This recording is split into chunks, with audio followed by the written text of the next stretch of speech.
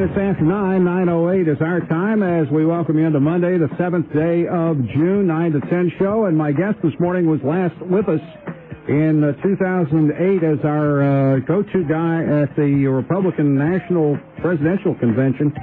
Good morning, Scott Jennings. Good morning. Thanks for having us back on. Glad that you're back here with us this morning. Scott is the new state director of the Coalition to Protect Kentucky Jobs. Now, tell us what this coalition is all about, Scott. Thanks for having us on and the chance to talk to your listeners about the Coalition to Protect Kentucky Jobs. We are an organization that advocates for small business owners in the state of Kentucky. Our mission is to protect jobs in this state and to stand up for the small businesses and for the workers who grow our economy and create opportunities. We're educating the public about issues affecting the workplace, primarily the Employee Free Choice Act, or as we call it, the Employee Forced Choice Act, which would do bad things to businesses, bad things to our economy, and cause massive job loss if it were to become law at the federal level. Now, are you affiliated with the Workforce Fairness Institute? That's correct. Our Coalition to Protect Kentucky Jobs is a project of the National Workforce Fairness Institute. Now, tell us about that organization. WorkforceFairness.com. They have these projects running in several states around the country, and they're also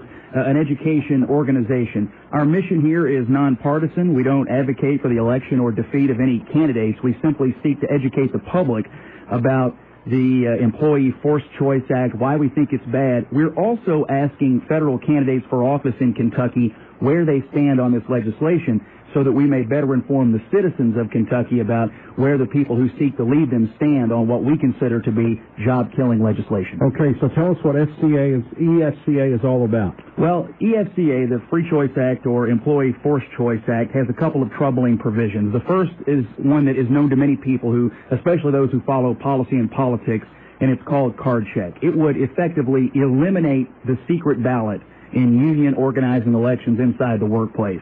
As it stands today, if you're working in a business and some people want to form a union, ultimately there has to be a secret ballot election among all the employees before that can happen. This legislation wipes that out, and they institute a card check process whereby union bosses can come and harass you and pressure you and coerce you into signing a union card while looking right over your shoulder. So we think that eliminating the secret ballot in union organizing elections is fundamentally un-American, and we think it's bad. There's another provision of the law that we think is equally troubling that many people don't know about, and it's called forced binding arbitration. That means in a business with a union, if the two sides in a very short period of time cannot come to an agreement on a labor contract, the federal government could send in a bureaucrat and dictate to the business and to the workers what the contract is going to be. In other words, it puts the federal government squarely in the middle of running a business right here in the state of Kentucky. If the business can't comply, they might have to close. They could move overseas. And so our coalition to protect Kentucky jobs is just that. We think this law could cost jobs, and so we're trying to protect those jobs by educating the citizens about what we think is very, very bad legislation. All right, let's open our phone lines now for your calls, questions, comments, stories. 253-5959, touch star 590 from AT&T, toll free from anywhere, 1-877-777-0590. Email jackpatty@WVLKAM.com. So educate us. Where do the folks who are running for office stand on this issue? Well, what we've done, Jack, is we've sent a questionnaire to every federal candidate for office, and it has just a few simple questions, and we've asked for those responses back by June the 15th. It's really 7 simple questions. There's no mystery here in what we're doing. There's no hide the ball. There's no confusing questions. It's 7 very simple questions. Number 1, if elected to the U.S. House or U.S. Senate, would you vote for or against EFCA? Number 2, do you support or oppose a card check system?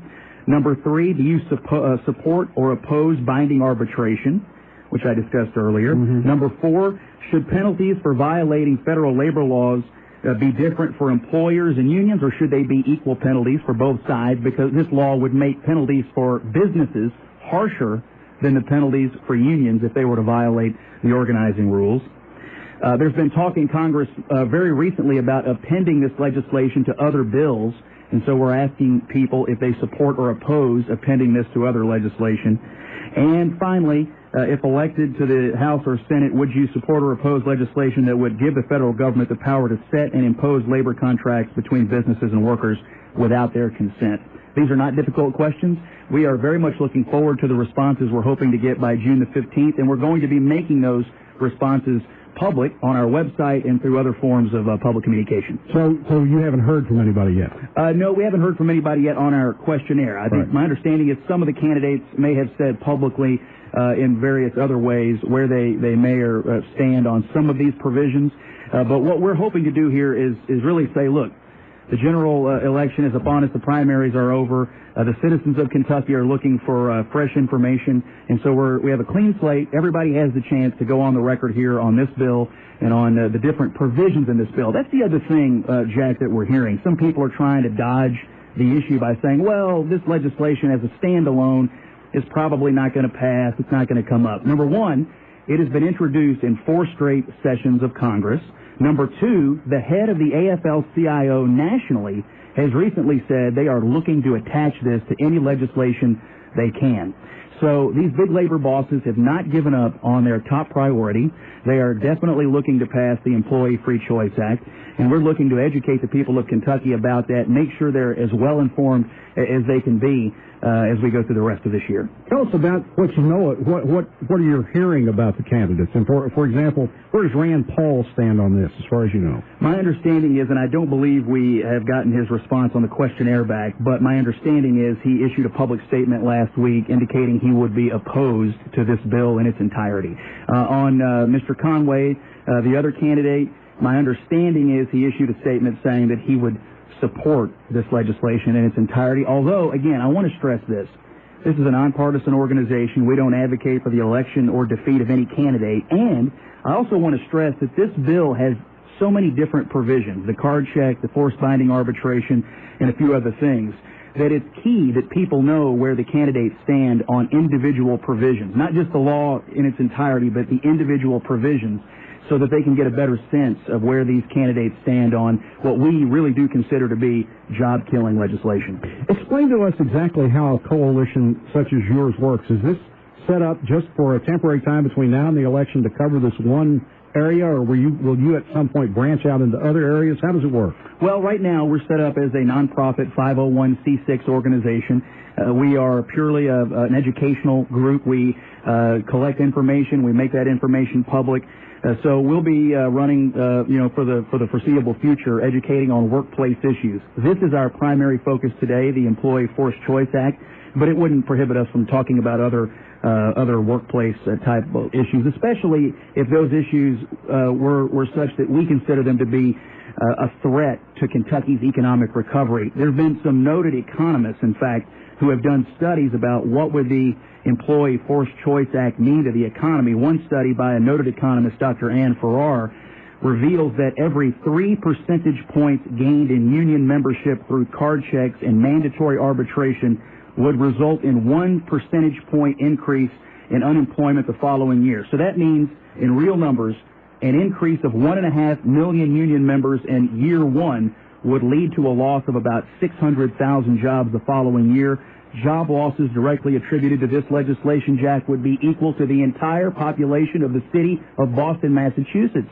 And we just don't think that in a world where we're trying to recover this economy, that we can afford to have legislation that stifles that recovery. All right, what do you think? 253-5959, touch star 590 from AT&T, toll free from anywhere, 1-877-777-0590, or email jackpatty@WVLKAM.com. The only thing I can figure is Mike Gargovich either isn't up yet or is out of town, one or the other, because I thought he would be our first call in this morning. We'll take a break and we'll be right back.